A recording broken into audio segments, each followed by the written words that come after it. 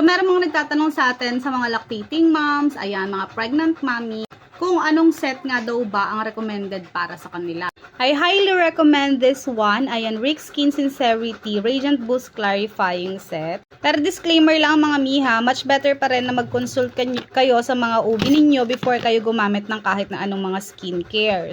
Pero ito kasing Radiant Boost Clarifying Set ng Rick Skin ay merong mga fruit extract. Unlike mga ibang sets na meron talaga silang matatapang na chemicals, ganun. So, kompleto na rin tong set na to. Ito yung O2 Bubble Wash. Ayan, ito yung pinaka-facial wash, day and night.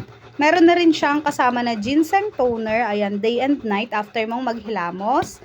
And then sa morning, ayan, ito yung pinaka-sunscreen niya, ayan, meron kang SPF 50 and meron na din siyang night gel. Etong set nga na to ay pwede nyo rin gamitin na maintenance set after ninyong gumamit ng mga strong sets like rejuvenating set. Ayan, kagaya ng Glow Bomb and yung Rick Skin Power Kit. Yun kasi yung mga sets natin na merong peeling. While itong Radiant Boost Clarifying Set natin, wala siyang peeling pero nakaka-glow siya talaga ng skin.